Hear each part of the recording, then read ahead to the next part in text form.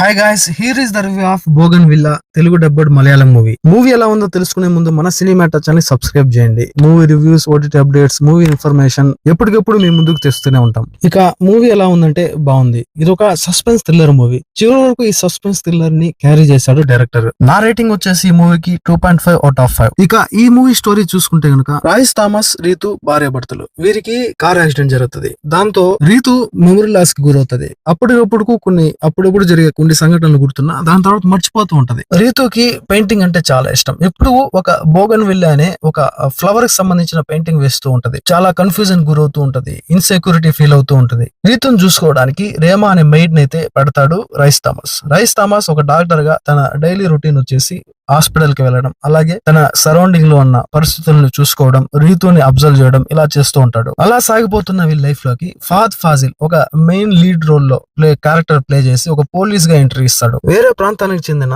ఒక మినిస్టర్ కుమార్తె అయినటువంటి కార్తికేయన్ మిస్ అవుతది. అది పెద్ద ఇష్యూ అవుతూ ఉంటది. రీతు కార్తికేయన్ ఫాలో అవుతున్న ఒక సీసీటీవీ ఫుటేజ్ ఫహద్ ఫాజిల్ కి దొరుకుతది. దాంతో రీతుని ఇన్వెస్టిగేట్ చేయడానికి ఫహద్ ఫాజిల్ అయితే వస్తాడు. ఫహద్ ఫాజిల్ కి రీతు మెమరీ లాస్ గురించి అయితే తెలుస్తుంది. ఆ తర్వాత ఇంకొంతమంది అమ్మాయిలు మిస్ అవుతారు. దీంతో ఈ కేసు చాలా కాంప్లికేట్ గా మారుతుంది. అలా మిస్ అయిన ప్రతి ఒక్కరి లైఫ్ లో రీతు ఇన్వాల్వ్మెంట్ ఉన్నట్టు ఫహద్ ఫాజిల్ అయితే గుర్తిస్తాడు. దీంతో ఈ ఇష్యూ అనేది చాలా పెద్దదవుతుంది. ఇది పెద్ద తలనొప్పిగా మారుతుంది ఫహద్ ఫాజిల్ కి. అసలు అమ్మాయిలు ఎందుకు మిస్ అవుతూ ఉంటారు? అమ్మాయిలకి రీతుకు మధ్య ఉన్న లింక్ ఏమిటి? ఫహద్ ఫాజిల్ లాస్ట్ కి ఈ కేసుని ఏ విధంగా క్లియర్ చేశాడు అనేది ఈ సినిమా స్టోరీ. బేసిక్ గా మలయాళం థ్రిల్లర్ మూవీస్ అంటే చాలా మందికి చాలా ఇష్టం. చాలా ఫ్యాన్ బేస్ కూడా ఉంది ఈ సిరీస్ కి. నార్మల్ గా మలయాళం మూవీస్ లో క్యారెక్టర్స్ చాలా తక్కువ ఉంటాయి, కానీ ఆ క్యారెక్టర్స్ లోని డెప్త్ అనేది చాలా బలంగా ఉంటది. ఆ స్టోరీ టెల్లింగ్ కావచ్చు, ఆ సస్పెన్స్ ని క్యారీ చేసే ఆ సీన్స్ కావచ్చు, చాలా టెరిఫిక్ గా ఉంటాయి. అందుకే ప్రతి ఒక్కరు కూడా మలయాళం థ్రిల్లర్ మూవీస్ అంటే చాలా ఇష్టంగా చూస్తారు. ఆ సస్పెన్స్ ని పట్టి ఉంచి ఆ క్యారీ చేసి ప్రతి ఒక్కరిని ఎంగేజ్ చేసే విధంగా ఆ సీన్ ని రాసుకున్నాడనే చెప్పాలి అమల్ నీరాద్. ఈ మూవీలో ప్లస్ పాయింట్స్ వచ్చేసి రీతు,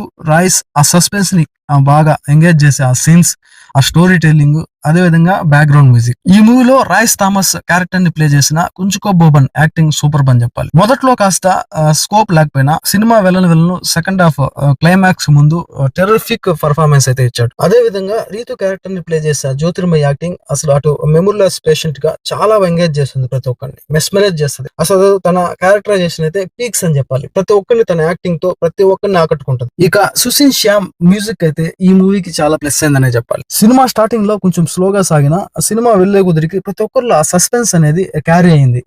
ఎందుకు జరుగుతుంది, ఎలా జరుగుతుంది, ఎవరు చేస్తున్నారని ఆ ఫీలింగ్ అయితే ప్రతి ఒక్కరికి అనిపిస్తుంది. ఫహద్ ఫాజిల్ ఒక పోలీస్ ఆఫీసర్ గా ఒక గెస్ట్ అపియరెన్స్ ఇచ్చినా కూడా తనకు అంత ఆ క్యారెక్టరైజేషన్ లో అంత స్కోప్ లేదనిపిస్తుంది. ఇక ఈ మూవీ మైనస్ల గురించి చెప్పినట్లయితే మెయిన్ వచ్చేసి ఏదైతే ఇన్వెస్టిగేషన్ సీన్లు ఉంటాయో అది రిపీటెడ్ గా సాగినట్లు అనిపిస్తుంది. దాంతో పాటు ఫహద్ ఫాజిల్ ఆ క్యారెక్టరైజేషన్ కి అంత డెప్త్ ఇవ్వకపోవడం, అంత స్కోప్ లేకపోవడం. అదే విధంగా క్లైమాక్స్ ముందు ఒక ట్విస్ట్ అనేది రివీల్ అవుతుంది. ఎందుకు ఎవరు చేశారు, ఎంఐఎల్ మిస్సింగ్ వెనకాల ఎవరున్నారు అనేది. కానీ అదంత ఇంట్రెస్టింగ్ అనిపించదు. ప్రతి ఒక్కరు ముందే గెస్ చేస్తారు. ఈ మూవీలో ఇంకొక మైనస్ పాయింట్ ఏంటంటే ఫహద్ ఫాజిల్ ఒక పోలీస్ ఆఫీసర్ గా, ఒక ఇన్వెస్టిగేషన్ ఆఫీసర్ గా గెస్ట్ అపియరెన్స్ లో ఉన్నప్పుడు ఈ అమ్మాయిల మిస్సింగ్ వెనకాల ఉన్న వ్యక్తి ఎవరు అనేది ఫహద్ ఫాజిల్ ఫైండ్ అవుట్ చేయడు. చివరికి అతనే తన సొంత తప్పిదంతో దొరికిపోతాడు. అది కొంచెం మైనస్ అనిపిస్తుంది. ఓన్లీ ఇన్వెస్టిగేషన్ కి మాత్రమే ఫహద్ ఫాజిల్ ని వాడుకున్నారా అని అనిపిస్తుంది. ఫహద్ ఫాజిల్ ని ఇంకొంచెం మంచి డెప్త్ ఉన్న క్యారెక్టరైజేషన్ గా మార్చి ఇంకొంచెం బెటర్ గా చూపించుంటే బాగుంది అనిపిస్తుంది. ఇక ఈ మూవీలో ఆ ఇన్వెస్టిగేషన్ పార్ట్